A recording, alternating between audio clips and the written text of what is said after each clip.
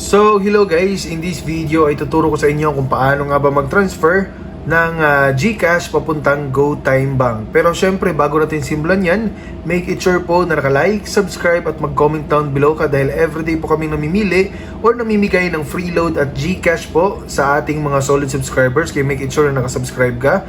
At wag na tayong paligoy-ligoy pa sa tutorial natin, pindutin na natin tong transfer. So dito sa transfer guys, pindutin natin yung tong local. Pero bago natin simulan yan guys, make it sure po na yung GCash app nyo po is updated. So pumunta lang po kayo dun sa Apple Store para sa mga naka-iPhone at Google Play Store naman para sa mga naka-Android. So ang reason po kung bakit natin kailangan i-update yung apps po natin ay para hindi po tayo maka-encounter ng kahit anumang mga glitch or mga problema sa pag-transact po natin dahil pera po yung nakasalalay dito. Okay? So pagkatapos yun guys, piliin lang po natin or hanapin po natin yung GoTime Bank. Pwede din po natin gamitin tong search at i-search po natin yung Go at lalabas po dito GoTime Bank. So dito naman guys, maglalagay tayo ng amount, halimbawa 500 pesos. Yung account name po guys, dapat match po dun sa account number. So halimbawa lang po guys, Turo PH at yung account number ay 12 digits po. So lagay lang po natin dito guys, no?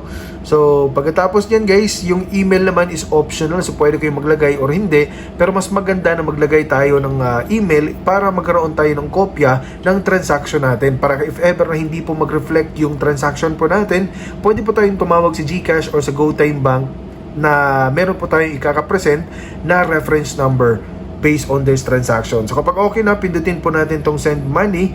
Tapos confirm nyo lang po yung details kung tama na po dito guys. So in this example po, example lang din po ito.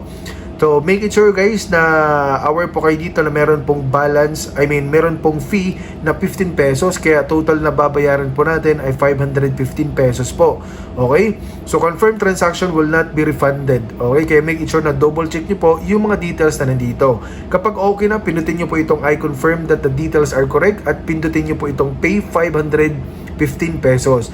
At automatic guys, since powered by InstaPay po, automatic na magre-reflect po agad ito doon sa account nyo sa GoTime Bank kapag tama po yung account number at name po na nilagay nyo po dito.